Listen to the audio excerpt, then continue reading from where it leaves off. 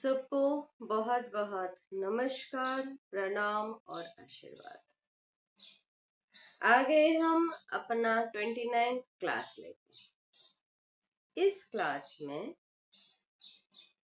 पहले की तरह क्वेश्चन आने वाली है, तो क्लास को पूरा देखिए और मेरे साथ बने रहिए। हम लोग 10 महाविद्या रहस्य में क्लास करते करते माँ कमलात्मिका में आके खड़े हुए। कमलात्मिका समझने के लिए थोड़ी मेहनत चाहिए। कमलात्मिका में पिछले बार की क्लास के बाद जो सर्वप्रथम मेरे पास प्रश्न आया वो है, अगर कमलात्मिका को जानने के लिए देवता बनना पड़ेगा तो मानव उनको कैसे पूछेगा। बहुत ही अच्छी सवाल है। मैंने ये बोला था कि कमलात्मिका दैव्य गुण वाली देवी है, जैसे धूमावती आसुरी गुण वाली देवी। अगर हम लोग सतगुण, रजोगुण और तमोगुण के हिसाब से देखें तो कमलात्मिका संपूर्ण तरीके से सतगुण की देवी। आप जो समझ रहे हो और जो मैं बोल रही हूँ थोड़ा सा अंतर हो रहा है, इसलिए मैं हमेशा बोलती हूँ कि वीडियो को ध्यान पूर्वक पूरे तरीके से पूरा वीडियो देखिए, नहीं तो आधा अधूरा समझ में आएगा। कमलात्मिका का शुरुआत कहाँ से होती है? जब आप संपूर्ण विधि करके 9 देवी के ज्ञान प्राप्त कर लेते हो, तब जाके आपका कमलात्मिका का ध्यान शुरू हो। इसलिए कमलात्मिका जो है वो खेल खेल में साधना करने की नहीं है। कमलात्मिका लक्ष्मी नहीं है, महालक्ष्मी नहीं है, गजलक्ष्मी, अष्टलक्ष्मी नहीं है। कमलात्मिका है। कमलात्मिका आपके वो ऊर्जा है जो आप पूरी साधना जो किए हो, संपूर्ण साधना 10 मात्रिकाओं में 9 मात्रियों की साधना चंद्र भाग से होता है। श्वास की क्रिया से जब आप चंद्र नाड़ी पे बैठे हो तो चंद्र नाड़ी के हिसाब से होता है। एक कमलात्मिका ही है जिनकी साधना सूर्य नाड़ी से होती है। कमलात्मिका की साधना जल के अंदर किया जाए तो सबसे ज्यादा फलदायी है। कमर तक जल के अंदर प्रातः सूर्य उगने के समय से 5 मिनट पहले से शुरू करो और जब तक आप जल में खड़ा रह के कर सकती हो या सकते हो तब तक इस साधना को करो। साधना का ये छोटी छोटी विभागे हैं, लेकिन ये चीज हर साधना को एक से अलग करता है।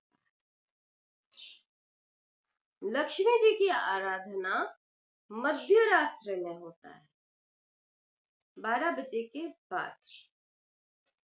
कमलात्मिका का आराधना सूर्य नाड़ी से सूर्य उगते वक्त होता है। इनको स्वर्ण संभवा भी कहा गया है। क्योंकि इनके जो शरीर के रंग है वो एक गोल्डन ह्यू की तरह है, स्वर्ण की आभा की तरह है, सरनाभ है वो। जब कुछ साधक अपने साधन के मार्ग पे एक रास्ता दिखते हैं और वो सरनाभ होता है, ये मतलब काफी हायर लेवल में जाने के बाद दिखता है। ऐसा नहीं है कि आपने साधना करना शुरू किए हो, मंत्र जपना शुरू किए हो और आपको रास्ता दिखने लग गया।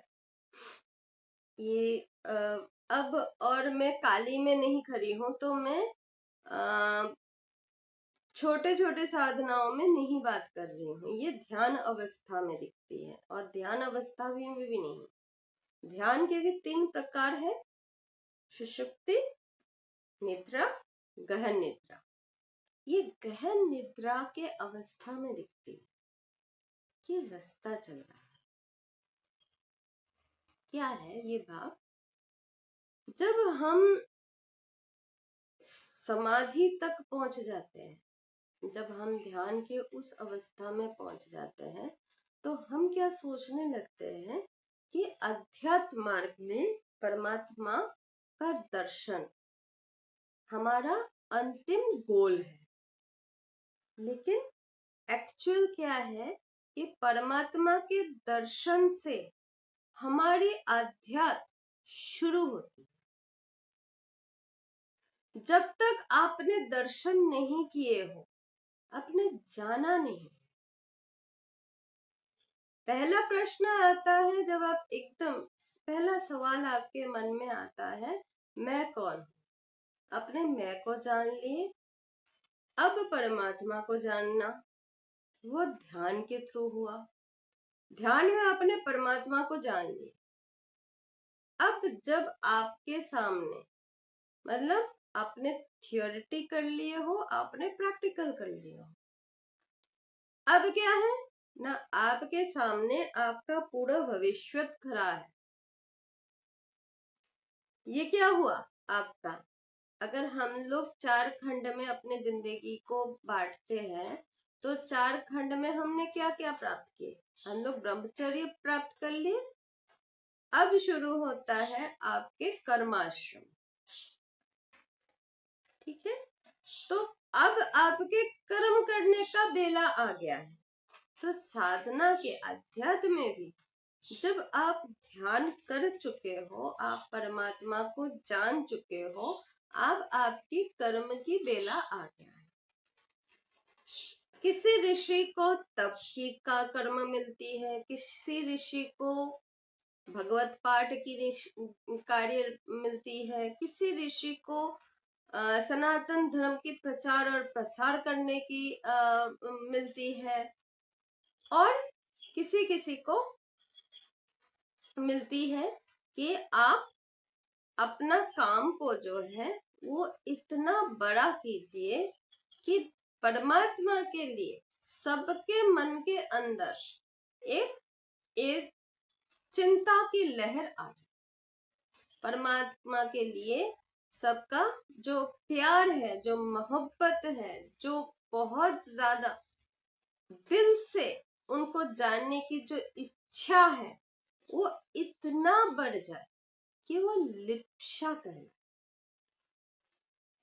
वो है कमलात्मिका, वो ज्ञान जो परमात्मा से प्रेम करने सिखाए,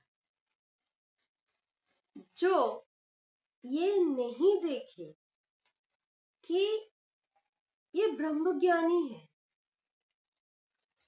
यहाँ पे अच्छा बुरा सही गलत ये करना है और ये नहीं करना, मतलब दौत्य भाव जो है वो बिल्कुल जड़ से निर्मूल हो चुका है। कुंडलिनी शक्ति आके अपने सदा शिव के साथ मिलन कर चुका है। अब जो कमल पहले एकदम अगर हम लोग काली में आते हैं तो काली कमल में खिली हुई दिखती है, कमल के ऊपर खड़ी हुई, कमल प्रस्फुटित हो रही है, ये सारे दिखने को हमें मिला। यहाँ हमें कमल कैसा देखने को मिलेगा? कमल उल्टा है, उल्टा होके कमल खड़ी है। मतलब क्या है? आप उस ज्ञान को, उस ब्रह्म ज्ञान को आप प्राप्त हो चुके हो। देखो, जैसे हम बोलते हैं ना, सूर्य की किरण सबके लिए समभाव है, लेकिन सूर्य की किरण एक पंछी के लिए अलग प्रेरणा देती है और एक उल्लू, वो भी पंछी ही कहलाएगी, उसके लिए लेकिन दूसरे प्रेरणा देती है। एक शेर, उसके लिए वो दूसरा प्रेरणा लेके आएगी, और एक योगी, उसके लिए वो दूसरा प्रेरणा लेके आएगी। लेकिन वो है क्या? वही है, सूर्य की किरणें ही है। तो जो मेन सोर्स ऑफ एनर्जी है उसमें तो कोई चेंज नहीं हुआ। अब वो ज्ञान, वो बोध आपको आ गया है। आपने दोनों शिव और शक्ति की कॉमो यूनियन देख ली है। आपने दोनों को एक बोल के जान चुके हो।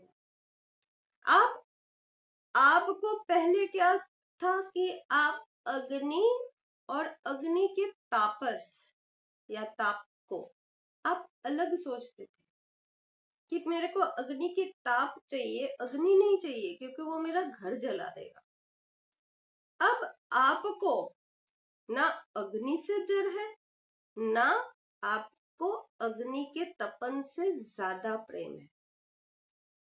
अब आप वो निर्विचलित अवस्था में आ चुके हो, वो परम योगिक अवस्था को प्राप्त कर चुके हो, जहां सुख दुख सम है।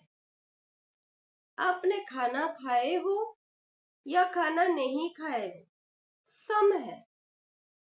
लेकिन अब आप खुद के लिए नहीं, अब आप जग के लिए जी रहे हो। अब आपको किसी भी कर्म करने से कोई भी असंतुष्टि नहीं है। मैं आपको यहाँ पे ना एक किसी की एक बात आपको बोलना चाहती हूँ।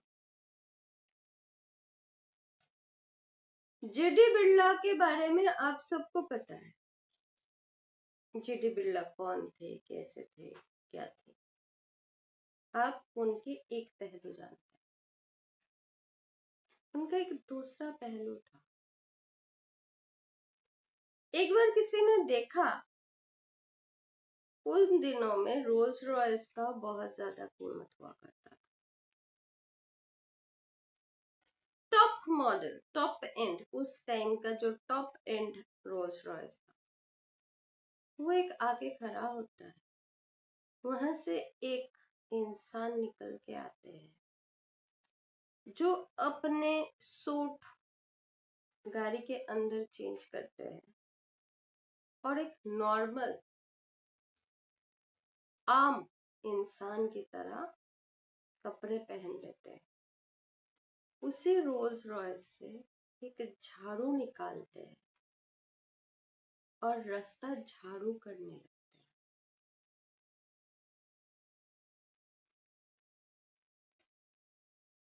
आम इंसान इस चीज को एक्सेप्ट नहीं कर सकता है, लेकिन एक ऐसा इंसान जो खोजी है, खोजी सीकर, जो खोज रहा है, सत्य की खोज में निकला हुआ है, वो समझ जाएगा कि ये कर क्या रहे हैं। रास्ते को झाड़ू करने से क्या प्राप्त होता है आपको पता है? आपके अहंकार को आप झाड़ू करके हटा रहे हो। आप सामाजिक छोड़ के अगर बहुत ही बृहद अवस्था में बैठे हुए हो, आर्थिक तौर पे अगर आप बहुत ही ऊंचे में बैठे हुए, एक टाइम आता है जब शुद्ध अहंकार आपके शरीर के चमड़े की तरह बन जाता है। और ये चीज जब तक ना उस मुकाम को हासिल करो समझ में नहीं आता है। मैंने हासिल भी किया है, खोया भी है, फिर प्राप्त किया है, फिर उसको त्यागा है, इसलिए मुझे वो चीज पता है।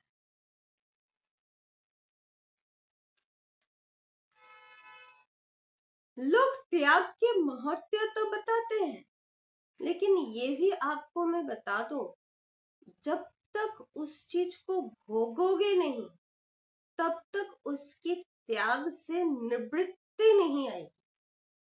त्याग सकते हो, बहुत सारे मनोदशा होती है, गर्लफ्रेंड छोड़ दिया, पढ़ाई करना छोड़ दिया, बॉयफ्रेंड छोड़ दिया, नहीं जाना है उस रास्ते में, मन में विकार आया, आपने अपने मन को जबरदस्ती अपने गृह कर्मों में रख दिया, समाज के डर से, समाज की जिल्लत के भय से, समाज में आपको बुरा भला कहा जाएगा या आपको आपके परिवार में बुरा भला कहा जाएगा, इस सोच के बदौलत आपने शायद एक जगह से अपने आप के चलने के राह मोड़ लिए,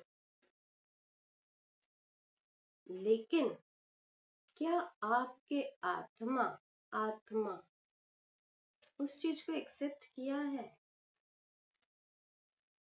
आपके मन समझा के, ब्रेन से आपने आपके मन को समझा लिए हो कि अगर मैं ये करूंगा तो मेरे फायदे हैं, अगर मैं ये करूंगा तो समाज में मेरा नाम होगा, अगर मैं ये करूंगा तो मुझे पैसे आएंगे, आपने कर लिए हो, पैसा भी आया, नाम भी हुआ, क्या उस चीज का याद आपके जहन से, आपके सबकॉन्शियस माइंड से निकल गया?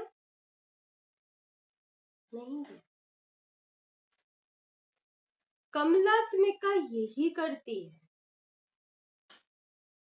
जो आपके मन के अंदर अपने कारपेट के नीचे झोल झाड़ दिए हो, कारपेट चाप दाब दिए हो, वो हटा देगी।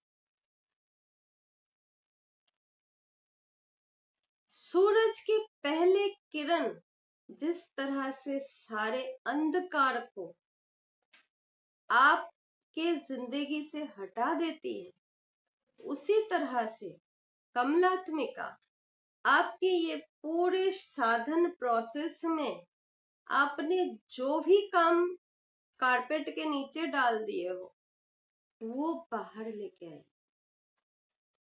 जिस चित्त की दशा को, जिस मन की अवस्था को आपने शुरुआती तौर पे दबा दिए हो, वो उभर के आएगा। इसीलिए सार्थक सन्यासी का भी पतन हो जाता है।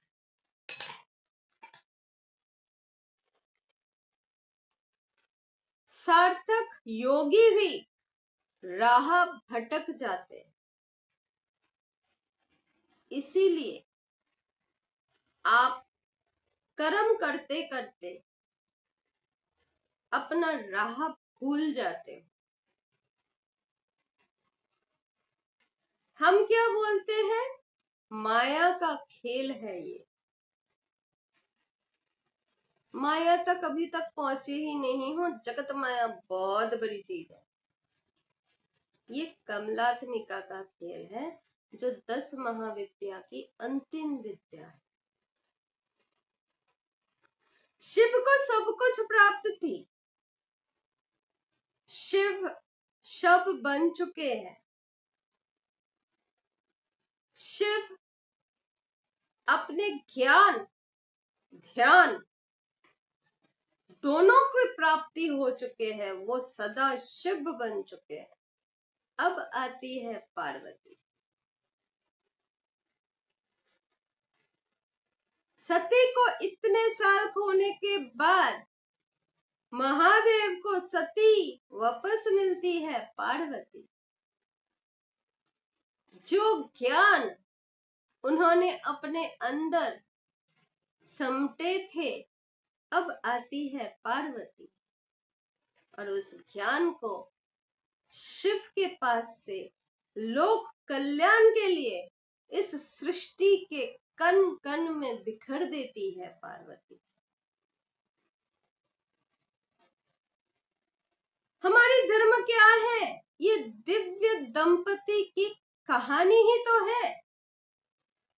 आपको सारे ग्रंथों में क्या मिलता है? कहीं पे शिव उवाच, कहीं पे देवी उवाच।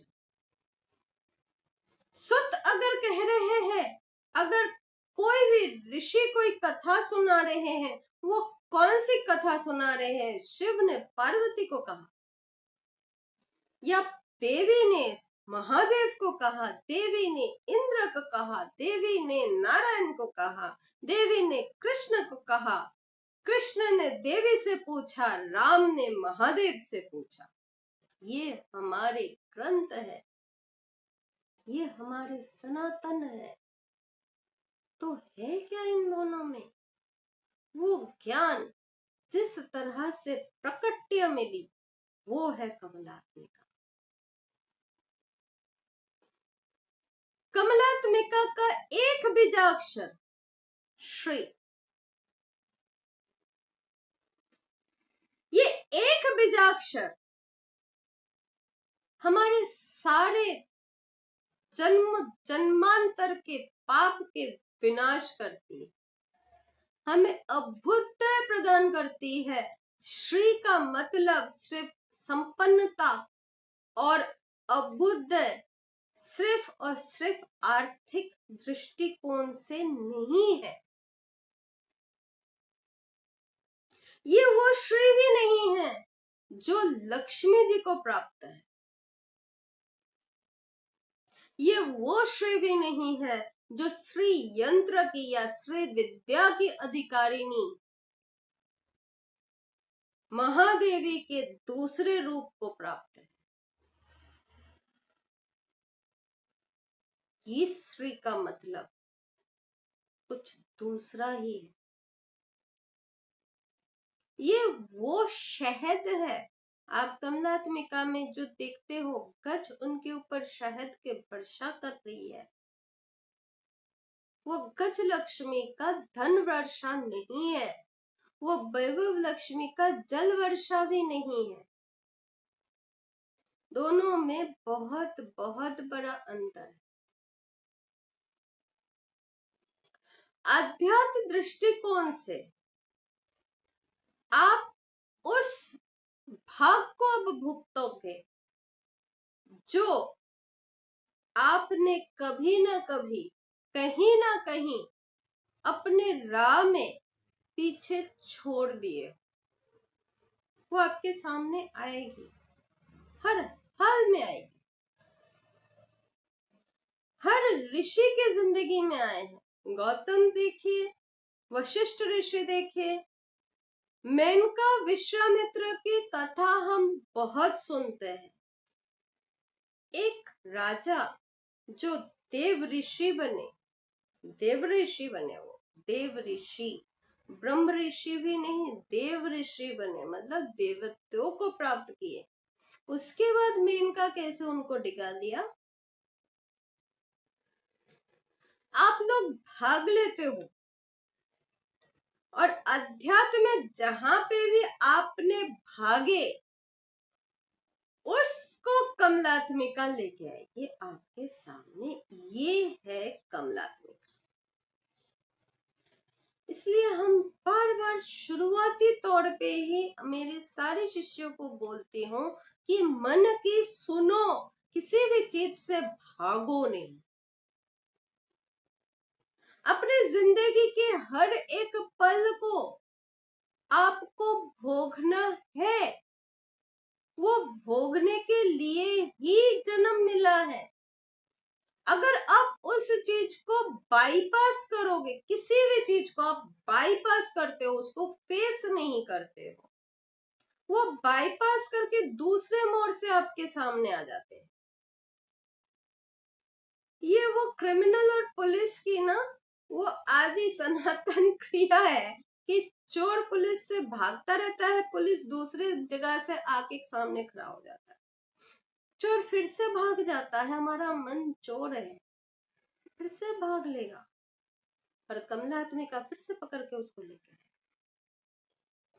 कमलात्मिका की जो आयुध है वो इसलिए, आपको कमलात्मिका के हाथ में पाश नहीं दिखेगी, ये और एक ये है, रहस्य है।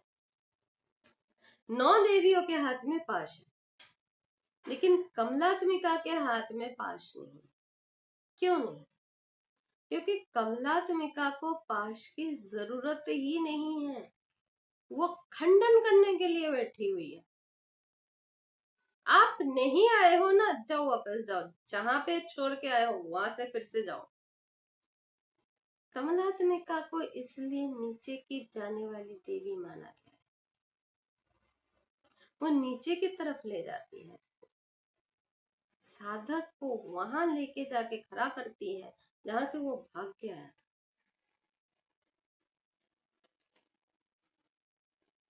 तो इसीलिए मैं बार बार बोलती हूँ, हर दशा में, हर हाल में अपने मन के कथन को सुनो, मन क्या चाहते हैं उसको समझो, अब की हर एक परिस्थिति से निकल के आओ, निकल के आना, उस परिस्थिति को बदल लेना और परिस्थिति से भाग खड़े होना, दोनों में जमीन आसमान जैसा फर्क है। जमीन आसमान भी छोड़ो, दो अलग डायमेंशन की फर्क। ये इतनी बड़ी फर्क है कि मान लीजिए पृथ्वी बहुत सारे हैं, हमारी इस सृष्टि के अंदर एक सोलर सिस्टम नहीं है, ये अभी साइंस भी साबित कर दिए हैं, जो हमारे ग्रंथों ने आदि काल से रचते हुए आ रहा है, मतलब ऋग्वेद में ये लिखा हुआ है, मतलब ग्रंथ की आदि रचना से ये शुरुआत है। और वहां पे भी कहा गया है कि प्रभु ने जब सृष्टि का रचना किया तो बहुत सारे सूर्य मंडल की रचना हुई थी। तो सूर्य मंडल क्या है? सोलर सिस्टम है। तो सूर्य मंडल जितने होंगे उतने ही पृथ्वी है, उतने ही डॉक्टर शर्मिष्ठा भारती है, उतने ही कथावाचक है, उतने ही आप हो। इनके डायमेंशंस अलग है, इनके टाइम फ्रेम अलग है। जो अभी मैं बोल रही हूँ शायद एक दूसरे सोलर सिस्टम में, वहां पे शायद मैं वहां पे कुछ और कार्य कर रही हूँ, क्योंकि टाइम डिफरेंस, काल का डिफरेंस है। लेकिन क्या इसके मतलब ये है कि मेरे को वो कार्य नहीं करना पड़ेगा? नहीं, कमलात्मिका ये सहती ही नहीं है। कमलात्मिका का ये है कि एक जीव जहां से एक कोशी होके जन्म लेता है, वहां से लेके क्रम वर्धमान होते हुए हर एक परिस्थिति से गुजरते हुए एक प्रफुल्लता तक पहुंच जाना। बहुत व्यक्ति यहाँ पे अभी पितृपक्ष कल से शुरू हो रही है, आज भी पितृपक्ष का कुछ श्राद्ध आज भी शुरू हो जाएगा। हालांकि आज पितृपक्ष नहीं है, आज संपूर्ण तरीके से पूर्णमासी है। पूर्णमासी का श्राद्ध आज जरूर हो सकती है, लेकिन जैसे पितृपक्ष में बहुत लोग कहते हैं हमारे ऊपर पितृदशा है, हमारे ऊपर शनि की दशा है, राहु की दशा है, केतु की दशा है, और क्या सोचते हैं हम भागते हैं। भागना नहीं, समझो, केतु आती है तो केतु आपको आध्यात्मिक बोध दिलाती है, आपको अपने खुद के सामने खड़ा करती है। शनि आते हैं तो आपने अपने जिंदगी में जो भी गलत चीजें किए हो, किसी के साथ किए हो, अपने साथ किए हो, अपने कर्म में किए हो, उसके बोध करवाने आते हैं। गुरु की दशा आती है तो गुरु आपको अंतर ज्ञान देते हैं। बुध की दशा आती है, आप कर्म में संलग्न तरीके से काम करते हो, मन निवेश करके काम करते हो। आप क्या करते हो? गुरु की दशा अच्छी है, बुध की दशा अच्छी है, मंगल मेरे ऊपर भारी है, केतु मेरे सर्वनाश कर देगा, राहु मेरे को खा जाएगा, शनि मेरे गर्दन उड़ा देगा। अरे भैया, कहां तक भागोगे? भागते भागते भागते भागते पृथ्वी कम पड़ जाएगी, धरातल कम पड़ जाएगी, दूसरे सोलर सिस्टम पहुंच जाओगे। हम तो अभी मार्स तक ही पहुंचे हैं। लोग मुझे भी मार्स माता बोलते हैं। एक मेरे परम मित्र है, वो मेरा नाम दिए थे तब मैं बिजनेस में थी कि मार्स माता है ये, क्योंकि मेरी सोच थोड़ा सा अलग सा हुआ करता था। तो हम तो मार्स तक ही पहुंचे हैं।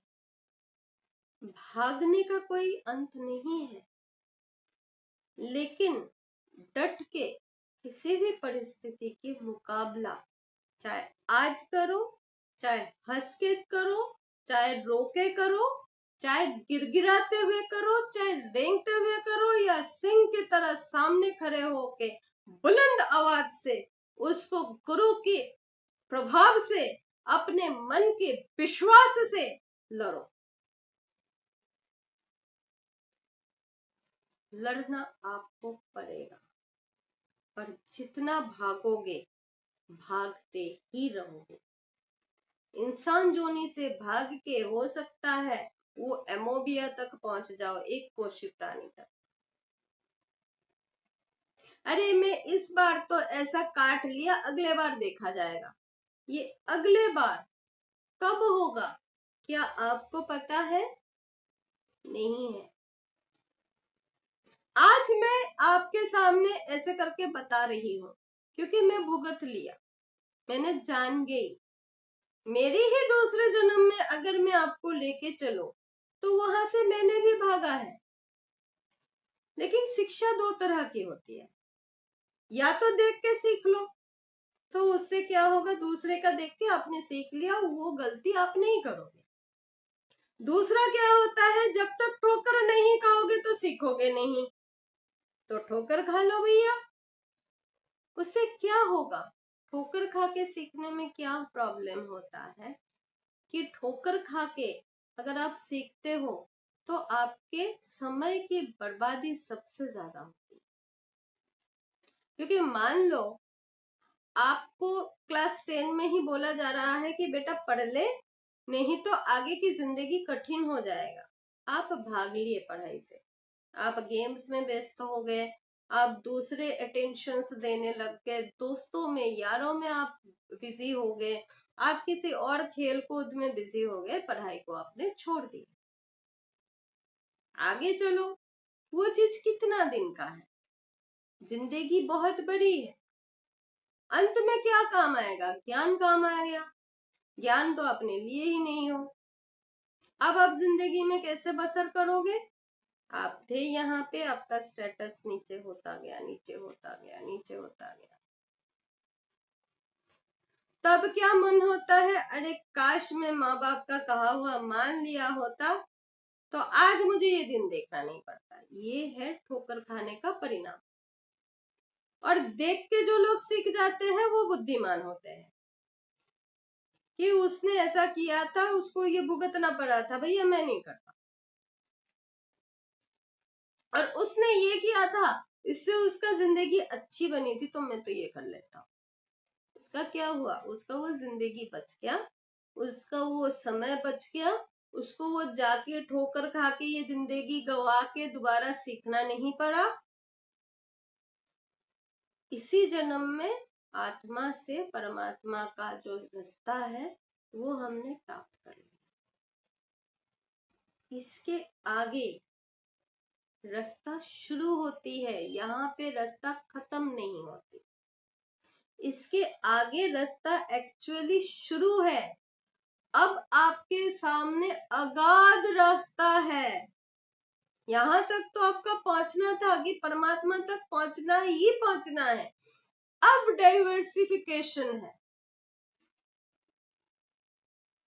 अब आप क्या करना चाहते हो, क्या जानना चाहते हो, वो सारे रास्ता आपके सामने खुल जाती है, क्योंकि आपको ज्ञान हो चुका है, आपको बोध है। आप भावना से नहीं, आप अपने ज्ञान बोध ब्रह्म ज्ञान से आप चल सकते हो। अब आप समाज कल्याण कर सकते हो, मानव की कल्याण कर सकते हो। आप जहां पे भी जिस भी अवस्था में करे हो वहां पे कल्याण ही कल्याण हो सकता है। इसकी जरूरत नहीं है कि मैं तो छोटा सा तुच्छ एक घर की हाउसवाइफ हूं, मैं क्या करूंगी। अरे आप तो सब कुछ कर सकते हो। मैं तो एक छोटा सा जगह में नौकरी कर रहा हूं, मैं क्या। अरे आप सब कुछ कर सकते हो, सब कुछ आप ही के तो हाथ में है। अब तो आपको आपके प्रार्थना का मतलब पता है कि एक प्रार्थना एक दिल के अंदर से, मन के गहन से, आत्मा के एक आंसू के कण प्रभु को रिझा के और प्रभु को आपके सामने खड़ा कर दिया। अब आप उस अनुभूति से भरे हुए हो। ये है कमला। कमलात्मिका का आध्यात्मिक रहस्य इतना ज्यादा बड़ा है कि उसको लिखने मात्र से वो खत्म नहीं होती। और शायद इसीलिए उनके बारे में किसी ने बहुत ज्यादा प्रकाश नहीं डाल पाया है। दो कारण है। आज के जनरेशन, या अगर हम लोग 2000 साल पीछे तक भी जाते हैं, जहां से हस्ताक्षरी या जैसे भी आज के डेट में हम लोग लिखते हैं, वो सारे चीज हम लोगों को प्राप्त, वो वहां तक कमलात्मिका तक पहुंचने वाले लोग बहुत कम हुए। जो हुए हैं उन्होंने वापस आके लिखना नहीं मंजूर किया, वो आगे चले गए। तो कमलात्मिका के बारे में अब हम लोग ये सारे 10 महाविद्या की साधना जब हम लोग पूर्ण करेंगे, तब जाके आप कमलात्मिका के बारे में दर्शन हम लोग पूरे करेंगे। अगले क्लास में हम लोग जानेंगे पहली विद्या, उनकी जोगिनियां कौन कौन है, माता क्या है, माता का इंट्रोडक्शन आपने कर रखे हो। अब आपको क्या करना है, माता किस तरह से आपके पास आ सकती है वो देखना है। तो मिलते हैं हमारे 30 नंबर की क्लास में। और बताइए तो, मैंने यहाँ पे वो कौन कौन है और उनकी पतन कहाँ कहाँ और किस किस ऋचा में हुई थी। प्रश्न के जवाब से आपको क्या मिलेगा, गिफ्ट। और एक चीज मिलेगी, कोई भी एक साधना मैं उसको नॉर्मली सिखा दूंगी जो उसके लिए काम आएगा। तो सब कोई देखो, सब कोई साधना करो। और अगले एपिसोड में आपके साथ हम महाकाली को लेके मिलते हैं।